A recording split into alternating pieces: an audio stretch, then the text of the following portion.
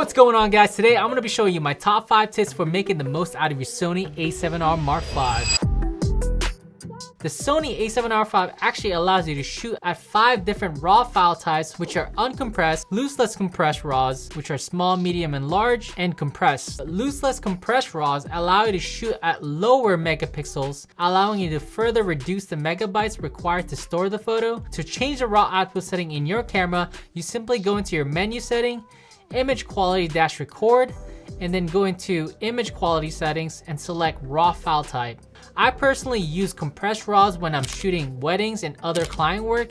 The compressed RAWs give me about 1700 images for every 128 gigabyte card, in comparison to the uncompressed RAWs, which give you about 980 images for the same card. I also use either medium lossless compressed RAWs when I'm just out shooting casually. This allows me to save space in my memory cards and hard drives.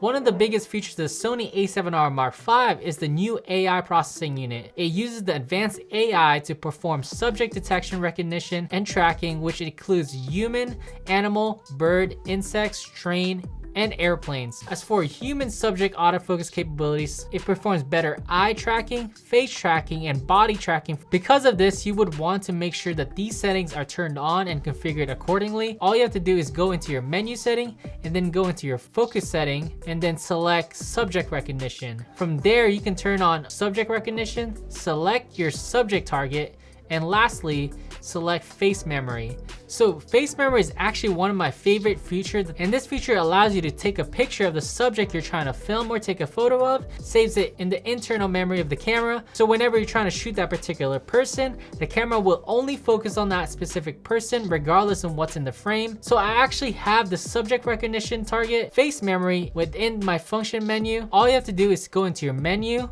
then go into operation customize, and then function menu setting. From here, you can change any of these quick function items to your desired setting.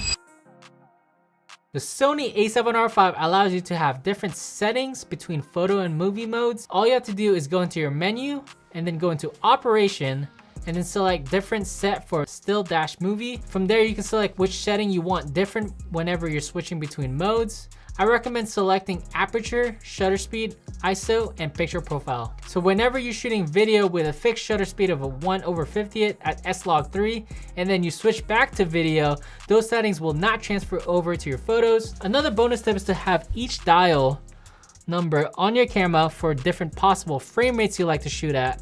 I personally set my dial number 1 at 4K 24, dial number 2 as my 4K 60, and then dial 3 as my HD 120. By switching between these dials, you have quick access to the different frame rate settings. I do have a tutorial on how to get this set up on your camera, so I've linked that video down in the description below.